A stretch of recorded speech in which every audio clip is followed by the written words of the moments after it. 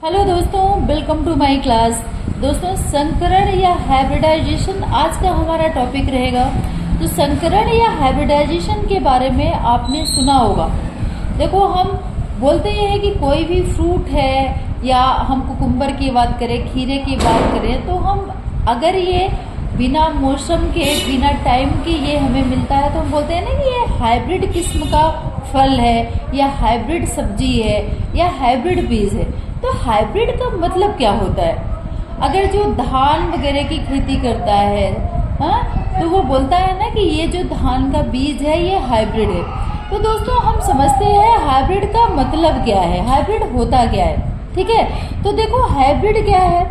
Hybrid वह प्रक्रिया है, हाइब्रिडाइजेशन वह प्रक्रिया है जिसमें दो या दो से अधिक विभिन्न गुणों वाले किसी भी बीज, किसी भी पौधे या किसी भी जीव को मिलाकर समान गुण वाले, समान आकृति वाले, नए तरह के, उससे भी अच्छे गुण वाले नए तरह के बीज, पौधे तैयार किए जाते हैं।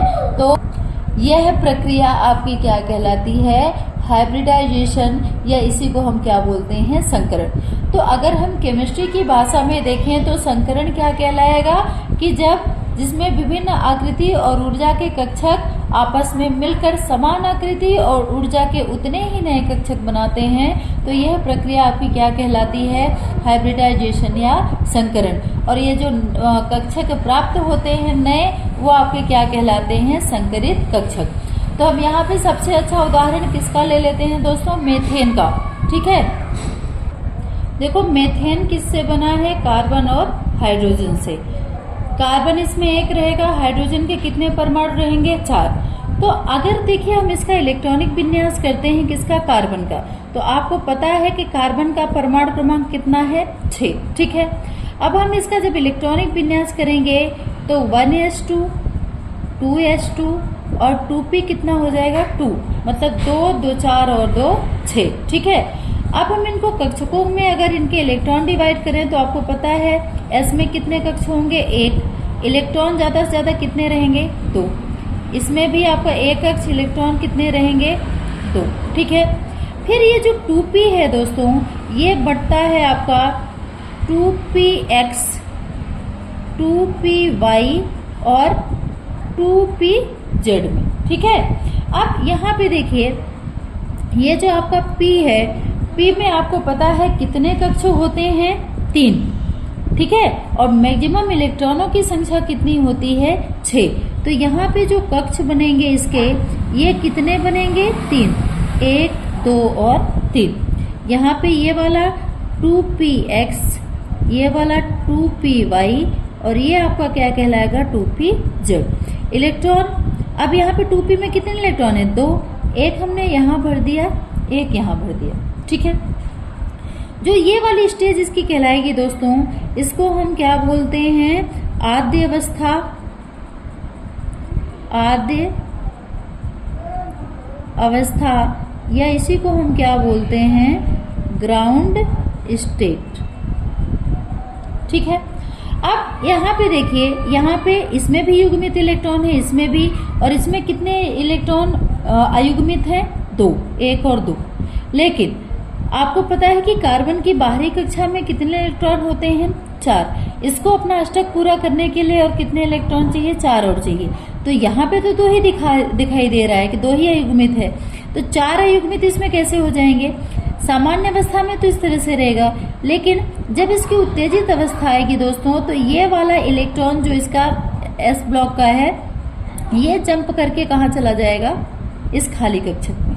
ठीक है, तो जो इसकी एक्साइटेड स्टेज होगी,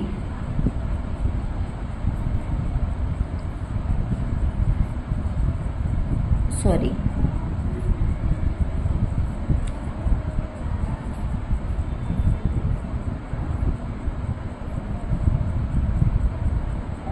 इसमें क्या होगा? ये आपका, ये तो सेम रहेगा,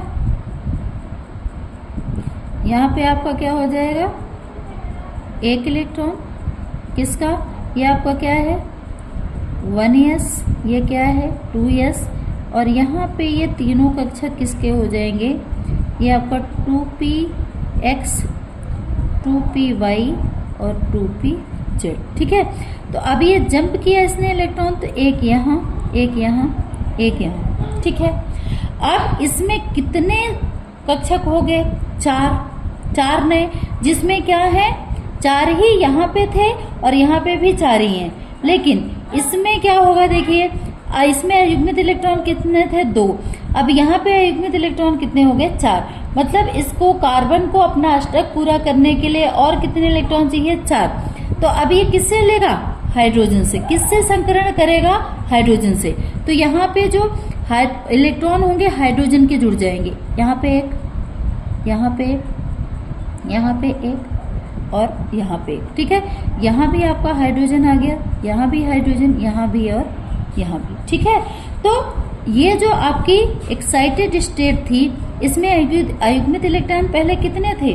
4। ठीक है, अब यहाँ पे युग्मित होने के लिए यहाँ पे इलेक्ट्रॉन हाइड्रोजन के कितने जुड़ गए? 4। ठीक है, तो अब इसकी जो संकरित अवस्था होगी ये सेम हो जाएगी। ये आपकी हो गई 1s, ये आपकी हो गई 2s, जिसमें संकरित इलेक्ट्रॉन को डॉट डॉट से दिखाते हैं। ठीक है, और यहाँ पे आपका कितना हो गया? 3, 1। ठीक है, तो ये आपके असंकरित कक्षक यहाँ पे हैं। यहाँ पे आपके कैसे हो जाएंगे? संकरित कक्षक। ठीक है, तो ये चीज समझ में आ गई कि जो आपका संकरण है इसमें क्या होता है कि 2 या 2 से अधिक विभिन्न गुणों वाले कोई भी तत्व आपस में मिलकर जब समान ऊर्जा और आकृति के नए कक्षक बनाएंगे, ठीक है, नए परमाणु बनाएंगे, वो आपका क्या कहलाएगा? संकरण।